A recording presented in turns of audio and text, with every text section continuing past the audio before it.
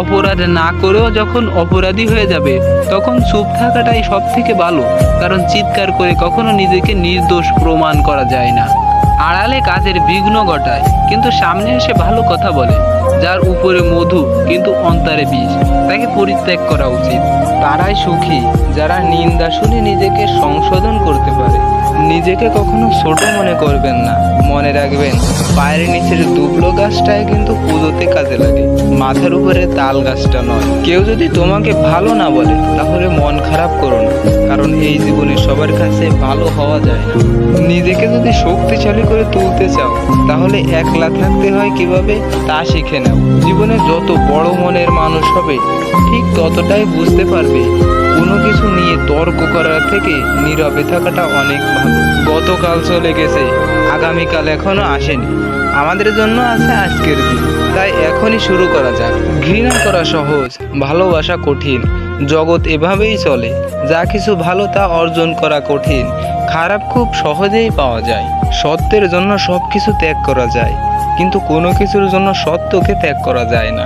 নৌকা সর্বদা জলেই থাকা উচিত, কিন্তু জল কখনো নৌকায় থাকা উচিত নয়।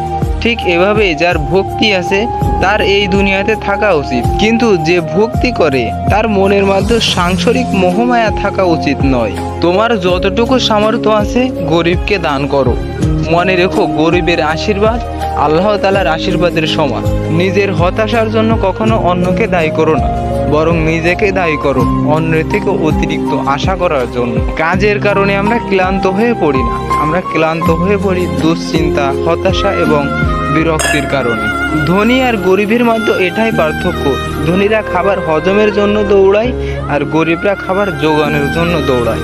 মানুষের মধ্যেও দ্বিজত্ব আছে, মানুষ একবার জন্মায় গর্ভের মধ্যে আর একবার জন্মায় মুক্ত পৃথিবীতে। মানুষের এক জন্ম আপনাকে নিয়ে আর এক জন্ম সকলকে নিয়ে। পৃথিবীর সবচেয়ে বড় দূরত্ব কোনটি জানো? না, জীবন থেকে মৃত্যু পর্যন্ত উত্তরটা সঠিক নয়।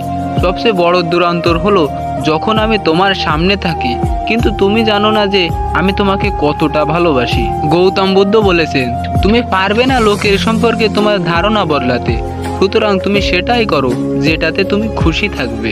মানুষের জীবনে যে জিনিসটা থাকা সব থেকে বেশি প্রয়োজন তা হলো ধৈর্য, কারণ ভালো সময়কে পাওয়ার জন্য মানুষকে ধৈর্যর প্রয়োজন হয়, আর খারাপ সময় কাটিয়ে ওঠার জন্য মানুষের ধৈর্যর প্রয়োজন হয়। আমি বিশ্বাস করি কেউ কিছু পাবার উপযুক্ত হলে জগতের কোনো শক্তি তাকে বঞ্চিত করতে পারে না। সময় কখনো পারফেক্ট হয় না, সবাইকে পারফেক্ট করে নিতে জানতে হয়, আর যারা করতে পারে তারাই সব সময় হাসি মুখে বাঁচতে পারে। এপিজে আব্দুল কালাম স্যার বলেছেন, মানুষকে তুমি যত বড়ই উপকার করো না কেন, পরবর্তীতে তোমার সামান্য ভুল হলে সেই উপকারের কথা বিন্দু মাত্র মনে রাখবে না। আজ এ পর্যন্ত বন্ধুরা, ভিডিওটি ভালো লাগলে আমাদের চ্যানেলটি সাবস্ক্রাইব করে দিবেন আর একটা লাইক করে দিবেন। আপনাদের মন্তব্যটি জানাবেন কমেন্ট বক্সে। আর হ্যাঁ, কোনো ভুল ত্রুটি হলে অবশ্যই ক্ষমার দৃষ্টিতে দেখবেন। তো আজকে এখানে শেষ করতেছি। আসসালামু আলাইকুম।